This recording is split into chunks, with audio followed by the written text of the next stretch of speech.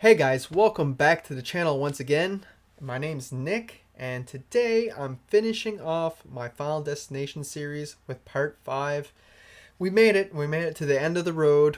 It was a little bit bumpy, but it's not too bad. I think this franchise holds up fairly well. Only one real stinker in the whole thing, so thank God for that. If you're interested in checking out those other reviews, they are on my channel, 1 through 4. And without wasting any more time, let's just get into part 5. So Final Destination 5 was released in 2011, stars Nicholas D'Agosto, Emma Beale, Miles Fisher, and David Koechner, and was directed by Stephen Quayle. So guys, coming off of the 4th chapter, or the Final Destination, whatever you want to call it, I was a little skeptical on this 5th one because 4 was just so bad. It was a shoe-in performance by everybody, and everything was just lazy, it felt. So I was a little skeptical about this one, but let me tell you, this is not a waste of time. Definitely go see this if you haven't already. Stop this review and just go watch the movie because it's definitely worth it. It's one of the better ones in this franchise. Just because it's the last one, it's definitely not the worst one. So getting into the plot of this one starts off with this business retreat that all these workers are going on. All the office workers of this factory or plant or whatever, they're all going on a bus and going on some type of retreat. They make it to this bridge, and I think it's a suspension bridge, and the main guy, Sam, he has a premonition, just like the other movies, that the bridge is going to collapse and they're all going to die in different ways. So they all die. He wakes up, realizes that he has time to save them because that was just a vision, and he gets a group of people off the bridge and saves them. As you know, like all these movies, once you cheat death like that, it's gonna come back around to get you. So yeah, the premonition part of the movie is basically like the other ones. It don't change too much. Our main lead, Sam, he has a girlfriend named Molly, but they just recently broke up like right before this retreat. So there's tension there. He also has his boss, which is Peter. He also has a girlfriend of his named Candace, and she is the first one to go after the premonition and that. She gets killed off in an excellent way doing acrobatics. And this leaves Peter very emotionally frustrated and just angry, which all leads to these characters starting to fight. Some of them are trying to help each other out. Other ones just don't care. And you got Peter in there that's kind of pissed off at Sam, thinking that he should have been able to save his girlfriend since he saved Molly in his premonition, his own girlfriend. And now he's kind of jealous, saying, well, why didn't you save my girlfriend in the premonition? And all this tension in that with the breakup and with Peter and that, it gives the story a little more meat on the bones, if you know what I mean. Like for instance, like part 4, the characters really had nothing going for them. They were just there to be killed. But these people, you find out a little bit more about them, and it gets you rooting for them, which is always good in a movie where you know they're trying to kill them off. You should never be rooting for death to take everybody out, or it's pretty much a pointless film unless you're just there for the gore. So in that respect, I feel the characters are a lot more fleshed out in this film. A lot like the first film. We also get FBI agents like in the first film trying to figure out what's going on, wondering if Sam was like a terrorist or whatever, if he planted like a bomb or something on the bridge. And yeah, like all these things, this gives the story a little more depth. And by the way, I forgot to mention the opening credits to this film is pretty cool too. They always do a good job on the opening credits. That was like one of my only positives with part 4 with the X-ray kills. In this one we get like a broken glass intro where everything's breaking through glass, but the objects are things that killed characters from previous films, like in the first 4 movies. So you get like a log coming out, which represents like the log truck coming out to kill something. And yeah, that was pretty clever as well. They always tend to have pretty cool intros in this series. And we do get Tony Todd returning in this one. We got quite a bit of him in 1 and 2. A little bit of voice over in part 3, but he was pretty much gone after that. But in this one, we bring him back. We probably get the most we ever get of him out of this whole franchise in this film. And in this one, he explains to them that maybe if you kill off somebody, you will be saved pretty much. You pretty much take a life to save a life. If you're next and you kill someone, it maybe you'll be saved since you sacrifice someone essentially. Again, just it added a whole nother dynamic to this film. You're not just waiting for death to pick them off one by one. Now you got your own characters trying to pick each other off because they think it might save them. And that was just such a clever thing to add to this plot. See, part two tried changing things up with their plot, but it just got convoluted and messy. Where this one, they did it in a way where everything made sense and it had a really nice flow to it. But don't worry, if you are only here for the kills, you will not be disappointed.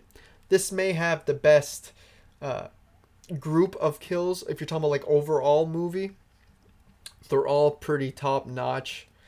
They're gory as hell. They're brutal. They don't get covered up by too much CGI like some of the previous films. You get to see some of the nastiness. And the kills are actually really original too, like the acrobatic one and the laser surgery. I'll get into those in a little bit with the kills, but they're all done very well. And they even add a slight bit of dark humor throughout this film that I feel lands pretty much every time. And it's never used at the wrong time. Like when there's a tense situation, it's not there just to be thrown in and screw everything up. It's pretty much only used with one of the characters, Isaac, where he's like a douchebag, and then just the way he talks, a lot of humor comes from that, especially when he goes to the massage place. But yeah, the humor is used excellently in this film. Now, I got a spoiler alert for you right here with my last positive. It's a pretty big one, so skip ahead like 30 seconds. But the spoiler is, this is a prequel. And they don't really let you know that until the very end of the film. I had no idea going in here that this was set in the year like 99, 2000. Yeah, it's pretty much set in the year 2000. It's set right before the first film. And I was lucky enough not to get that spoiled for me when I watched this. And it literally blew my mind at the end when the cast is getting on the plane, Flight 180, and you're like, you know they're doomed, but they don't. And it's just like, oh my god. And it even packs a little bit of an emotional punch too when you see like Alex and them from the first movie on the plane freaking out. And it's just done so well. And I'm like, yes, that's what we need in this franchise. It just freshened everything up.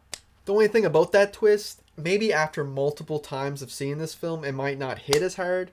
But for me, I watch this film maybe every year or two, and you still get that emotional punch every time at the end, and it still works for me. And my only real negative here, it's not really a negative, it's almost like another mixed, is even though we do get squabbles between our main characters, and we do get like that big twist, in the end, this is a film about death, like people cheating death and then paying the consequences by getting picked off one by one. So that part, it hasn't changed too much, but you don't want that to change too much. You don't go in to watch a Friday 13th movie for no one to get killed. Like that is a big part of the franchise. So it's not really a negative, more of a mix, just because you can't really change it too much. It can only be so original while sticking with the concept. And for the overall characters, I think that this is our best group that we've got aside from the first film. Like this one's pretty even with the first film, I feel, overall characters. Like I said, in part 3, I really loved Mary Elizabeth Winstead, but she was kind of like the only standout in that film. While this film, I pretty much like everybody. Even like the idiots and the douchebags and the perverts and that, like Isaac and that, even they're done in like an entertaining way. You still get a kick of watching them and interacting with people, so they did a really good job with that. So let's talk about what we came here for, the kills. We get like 10 kills pretty much after the premonition. The first one we got is Candace, and holy shit, this came out of nowhere. This scene has so many things going on that it's hard to stay focused, and it like purposely makes you think of other things that are going to happen that don't actually happen. It's a really good trick. Some of the other films tried doing this, but I think this one, it pays off the most with this kill. You got her walking around and then acrobatic place, like on beams and stuff, like balance beams and the swirly things. And there's this screw that's there, and you figure she's going to step on it. She's going so close to it, and that there's water dripping, electricity. There's so many things that you're watching and noticing and be like, oh, that's going to happen. Oh, that's going to happen. Oh. But not everything happens the way you think, which is genius. And the way things play out eventually, she ends up swinging off of the balance beam or whatever, and pretty much pretzels herself. Like the way she lands, it's like her legs come up over her head and the bones pop right out of the legs and that, and it's brutal as hell. It doesn't look like it's covered up with too much CGI or nothing. It looks real. And it's probably one of the better kills in the entire franchise. Kill number 2, we got Isaac. This is like the douchebag kind of pervert guy. He gets his head crushed by a Buddha statue after saying it was too fat when he walked into the place to get a massage. Again, they kind of trick you. He gets a bunch of needles all through him. You figure that's how he's going to go, and a fire starts and that. And while it does damage him, the needles, he doesn't get killed by the fire. It's the statue that falls on his head. Again, out of nowhere. Another great kill. Number 3, we got Olivia. She gets laser surgery or LASIK or whatever surgery on her eyes. And right there, just saying that, I have this thing with eyes. I don't like when people cut them or take them out or anything with eyes. It really bothers me. So right there, this kill already got me kind of squeamish. And I feel that this is the only kill in the entire franchise where I have a hard time to watch.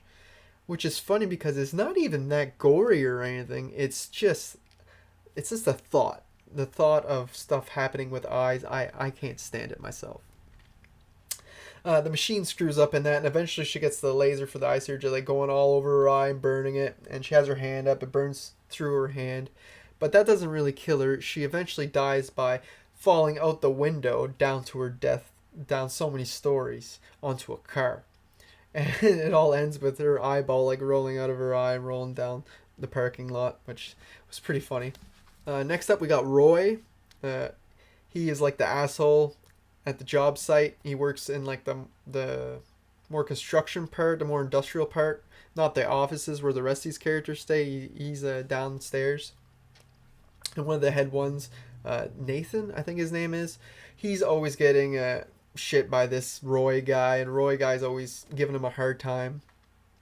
And this thing was coming down to kill Nathan, but he kind of pushed the other guy in the way, kind of, and it made him fall down, eventually leading to a construction hook going through his chin and like out of his head, and this looks great. And that was the first time we really get someone seeing if you could sacrifice someone else to see if it will skip you. Next up, we got Dennis, played by David Kochner. It's always nice to see him in a horror movie.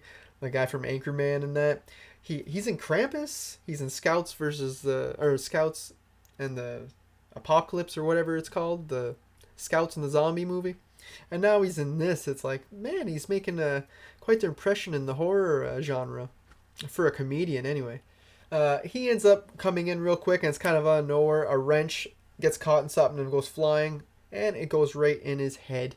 And like it goes in his head, like you see like the impact it made all the way through, and it's brutal as hell. The practical effects are awesome.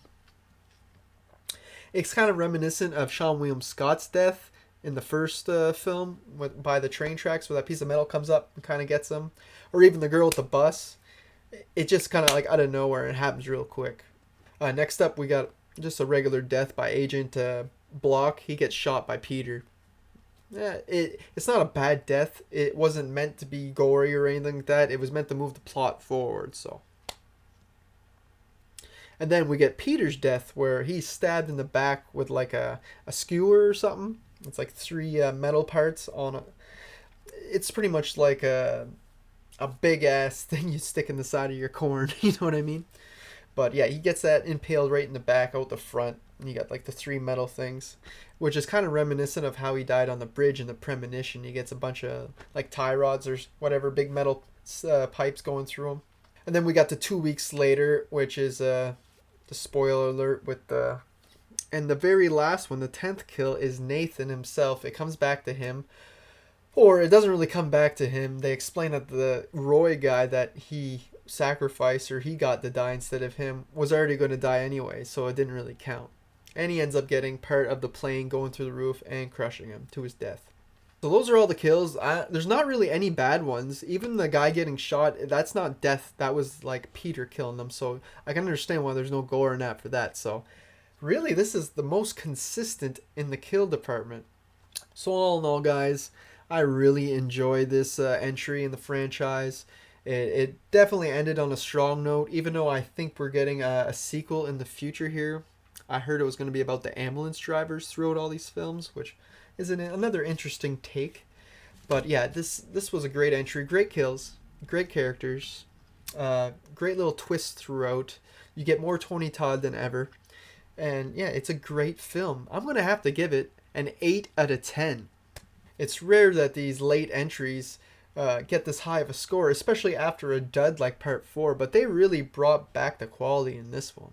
So that's all I got for you guys today with this review. I will be putting out my rankings shortly of the Final Destination franchise.